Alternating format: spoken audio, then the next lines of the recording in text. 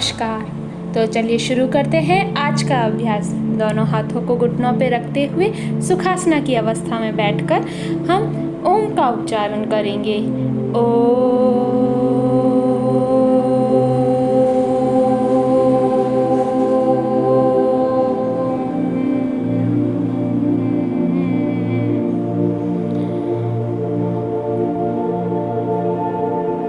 अब हम धीरे से अपनी आंखों को खोलेंगे।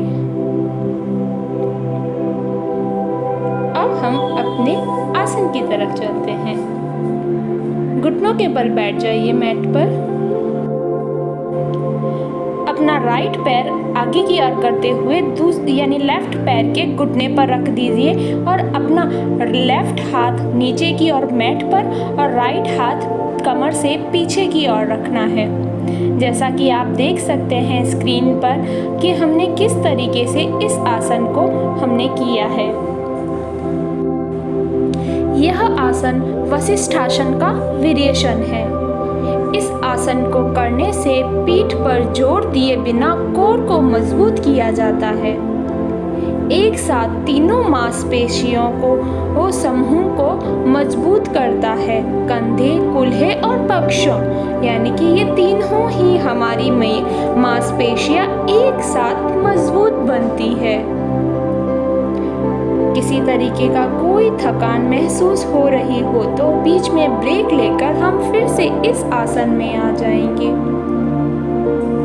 यह आसन रीढ़ की हड्डी की रक्षा करता है, साथ ही साथ संतुलन में सुधार भी करता है।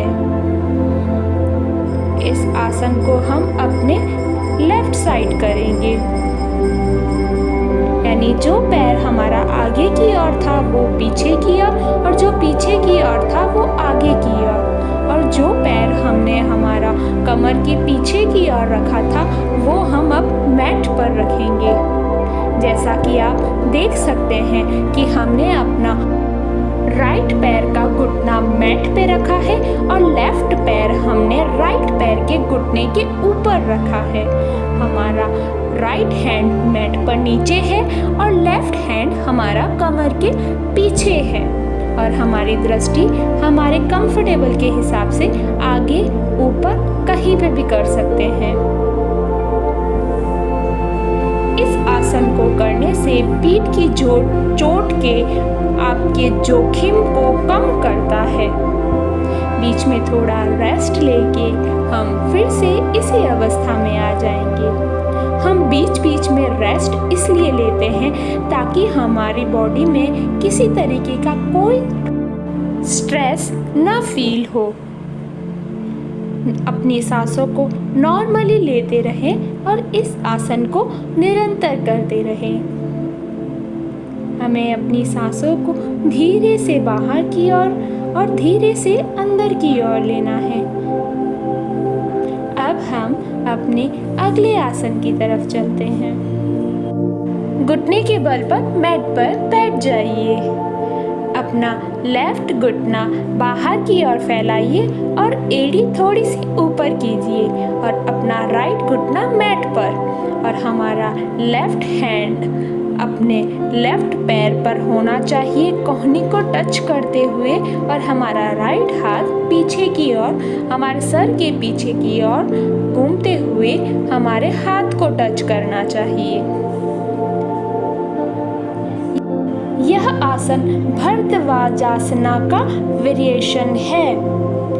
इस आसन को नियमित अभ्यास करने से घुटने और रीढ़ और बाहों के लचीलेपन में सुधार आता है।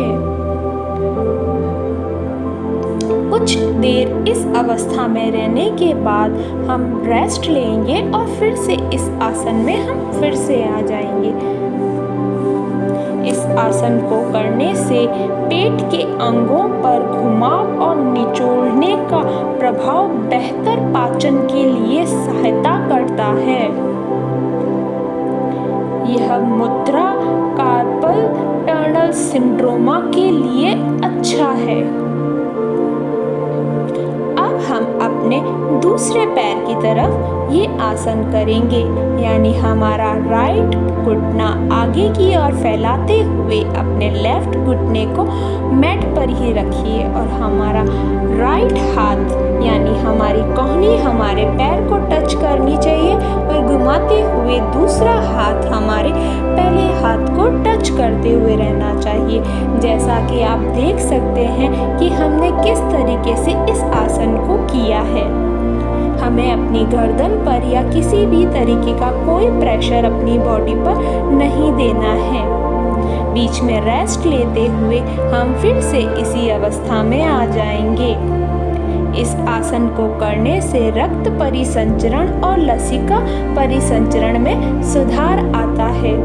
यह आसन हमारे तनाव को भी दूर करता है, साथ ही साथ श्वसन दर में सुधार करता है और हमारी पेट की चर्बी को भी कम करता है। यह आसन बड़ा ही फायदेमंद है साइटिका के लिए। अब हम अपनी आंखों को बंद करके थोड़ी देर आराम करेंगे ताकि हम अपने अगले आसन को अच्छे से कर सके। थोड़ी रेस्ट लेते हुए हम अपने आसन की तरफ चलते हैं। यह आसन अंजनायासन का वेरिएशन है। अपने दोनों घुटनों को मोड़ते हुए अपना राइट पैर मोड़कर अपने लेफ्ट पैर की थाइस पर रख देंगे और अपना एक हाथ पीछे की ओर अपने तलवे पर रख देंगे, यानी कि हमारे पैर के तलवे पर अपना हाथ रख देंगे और हमारा दूसरा हाथ ऊपर की ओर होना चाहिए। अपनी दृष्टि अपने कंफर्टेबल के हिसाब से आप ऊपर की ओर या नीचे की ओर रख सकते हैं। इस आसन को करने से हमारे कूल्हों के तनाव को दूर करता है। ये आसन यह हमारे हैमस्ट्रिंग और क्वाड्स और ग्रोइन को स्ट्रेस करता है। ये आसन इस आसन को करने से हमारे घुटनों को मजबूती मिलती है, साथ ही साथ हमारे मानसिक फोकस बनाने में भी मदद करता है ये आसन। अब हम अपने लेफ्ट साइड पे ये आसन करेंगे। आप देख सकते हैं कि हमने किस तरीके से अपने घुटनों को एडजस्ट करते हुए अपने हाथ को पैर के तलवे पर रख दिया है। जैसा कि आप देख सकते हैं स्क्रीन पर हमने किस तरीके से इस आसन को किया है। यह आसन हमारे तनाव को दूर करता है, हमारे बॉडी से थकान को भी दूर करता है। इस आसन में हमें अपनी सांसों को नॉर्मली रखना है। किसी तरीके का कोई प्रेशर अपनी बॉडी पर नहीं डालना है। हमें अपनी सांसें नॉर्मली लेती रहनी है। अब हम अपने अगले आसन की तरफ चलते हैं।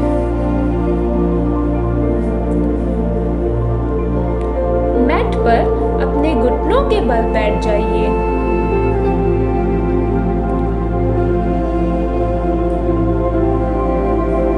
अपना एक पैर आगे की ओर फैलाइए और अपने दोनों हाथों को मैट पर आगे की ओर रख दीजिए। जैसा कि आप देख सकते हैं कि हमने किस तरीके से इस आसन को किए हुए हैं। यह आसन अंजनायासन का दूसरा वेरिएशन है। इस आसन को करने से ग्लूटोस की मांसपेशियां और क्वाड्रिसेप्स को मजबूती मिलती है। हिप्स और हिप को स्ट्रेच करता है ये आसन। आपके कंधे, फेफड़े और छाती को भी खोलता है ये आसन।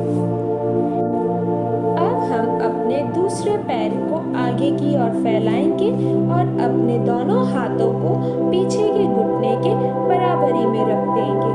जैसा कि आप मैट पे देख रहे हैं कि हमने अपने पैरों को और अपने हाथों को किस तरीके से एडजस्ट किया हुआ है। थोड़ी थकान महसूस होने पर हम रेस्ट लेकर फिर से इसी पोजीशन में आ जाएंगे। इस आसन करने से आपको ध्यान केंद्रित करने की क्षमता को बढ़ाता है ये आसन। अब हम मैट पर सीधे लेट जाएंगे शवासना की अवस्था में। मैट पर दोनों पैरों को फैला दीजिए। अपने हाथों को नीचे जमीन पर रखते हुए हथेलियां आकाश की ओर रखिए। अपनी सांसों को नॉर्मली